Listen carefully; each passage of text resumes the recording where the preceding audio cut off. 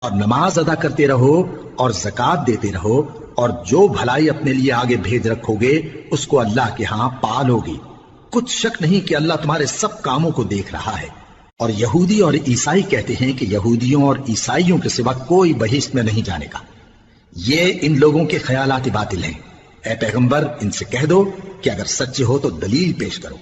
ہاں کیوں نہیں، جو شخص اللہ کے آگے گردن جھکا دے یعنی ایمان لے آئے اور وہ نیکوکار بھی ہو تو اس کا صلہ اس کے پروردگار کے پاس ہے۔ اور ایسے لوگوں کو قیامت کے دن نہ کسی طرح کا خوف ہوگا اور نہ وہ غمناک ہوں گے۔ اور یہودی کہتے ہیں کہ عیسائی رستے پر نہیں، اور عیسائی کہتے ہیں کہ یہودی رستے پر نہیں، حالانکہ وہ کتاب الہی پڑھتے ہیں۔ اسی طرح بالکل انہی کسی بات وہ لوگ کہتے ہیں جو کچھ نہیں جانتے یعنی مشرک۔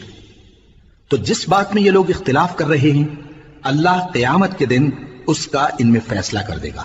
اور اس سے بڑھ کر ظالم کون جو اللہ کی مسجدوں میں اللہ کے نام کا ذکر کیے جانے کو منع کرے اور ان کی ویرانی کے لیے کوشش کرے۔ ان لوگوں کو کچھ حق نہیں کہ ان مسجدوں میں داخل ہوں مگر ڈرتے ہوئے۔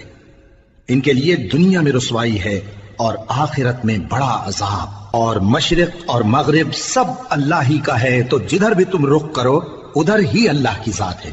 بے شک اللہ صاحب وسعت ہے، باخبر ہے۔ اور یہ لوگ اس بات کے قائل ہیں کہ اللہ اولاد رکھتا ہے۔ نہیں، وہ پاک ہے، بلکہ جو کچھ آسمانوں اور زمین میں ہے سب اسی کا ہے اور سب اس کے فرما بردار ہیں۔ وہی آسمانوں اور زمین کا پیدا کرنے والا ہے، اور جب کوئی کام کرنا چاہتا ہے تو اس کو ارشاد فرما دیتا ہے کہ ہو جا، تو وہ ہو جاتا ہے۔ اور جو لوگ کچھ نہیں جانتے یعنی مشرک، وہ کہتے ہیں کہ اللہ ہم سے کلام کیوں نہیں کرتا یا ہمارے پاس کوئی نشانی کیوں نہیں آتی۔ اسی طرح جو لوگ ان سے پہلے تھے وہ بھی انہی کسی باتیں کیا کرتے تھے۔ ان لوگوں کے دل آپس میں ملتے جلتے ہیں۔ جو لوگ صاحب یقین ہیں ان کے سمجھانے کے لیے ہم نے نشانیاں بیان کر دی ہیں۔ اے پیغمبر ہم نے تم کو سچائی کے ساتھ خوشخبری سنانے والا اور ڈرانے والا بنا کر بھیجا ہے۔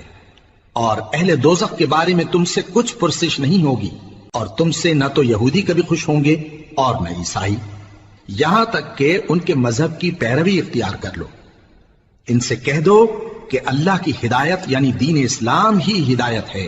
اور اے پیغمبر اگر تم اپنے پاس علم یعنی وحی الہی کے آ جانے پر بھی ان کی خواہشوں پر چلو گے تو تم کو اللہ کی پکڑ سے بچانے والا نہ کوئی دوست ہوگا نہ کوئی مددگار۔ جن لوگوں کو ہم نے کتاب عنایت کی ہے وہ اس کو ایسا پڑھتے ہیں جیسا اس کے پڑھنے کا حق ہے، یہی لوگ اس پر ایمان رکھتے ہیں، اور جو اس کو نہیں مانتے وہی خسارہ پانے والے ہیں۔